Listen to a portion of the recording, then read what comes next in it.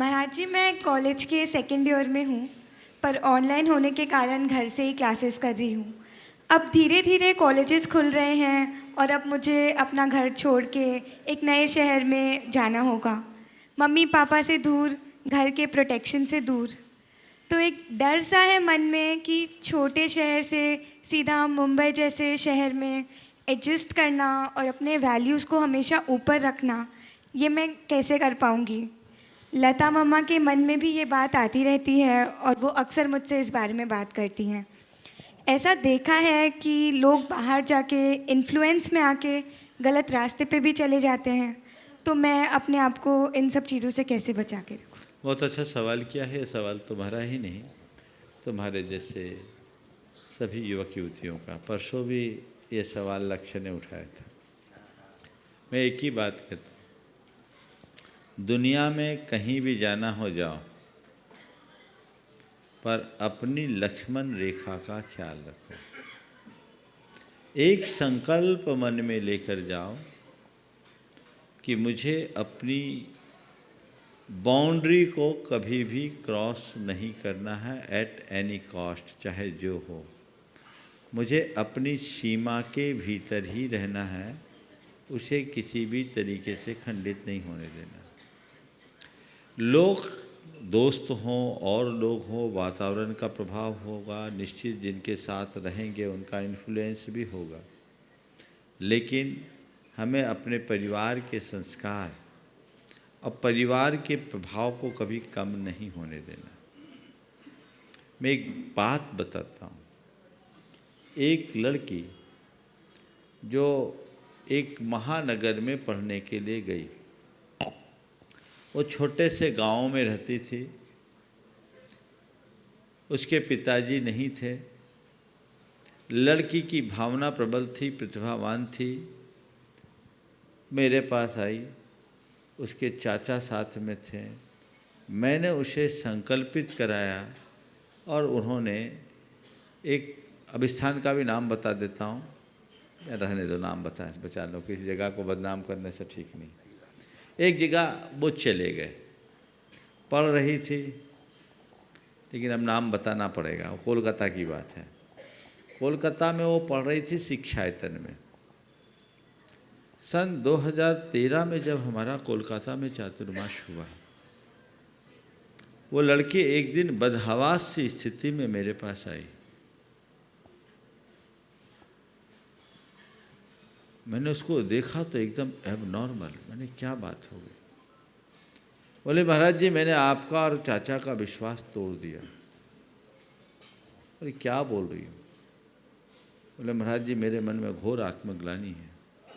अपने फ्रेंड्स के, लड़कियां ही थी उसकी दोस्त, उनके प्रेशर में आकर महाराज जी मैंने 2 बार शराब ले ली, थोड़ी थोड़ी ही मात्रा में ली, पर महाराज जी मुझे लगा कि मैं क्या कर रही हूँ, मैंने बहुत गलत किया। महाराज मुझे अब नहीं रहना, आप तो कह दीजिए, मैं अपनी पढ़ाई छोड़ दूँगी, लेकिन अपने संस्कारों को नहीं खोऊंगी।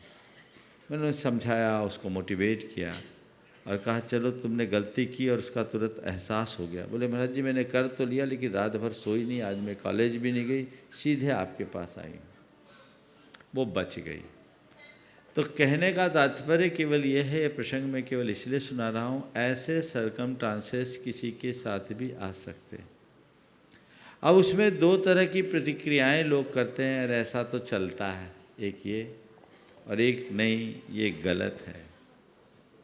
तो सही और गलत की समझ बनी रहनी चाहिए। चलता है ये बात नहीं चलनी चाहिए। पूरी तरह से दृढ़ प्रतिज्ञ रहो कि मुझे गलती करना ही नहीं है, और यदि कदाचित गलती हो जाए तो उसे छुपाना नहीं है। सीधे माँ बाप को फ़ोन करके कहना है कि हमसे एक बहुत बड़ी गलती हो गई, आप हमारा रास्ता दिखाएं कि हम इस गलती से कैसे बचें।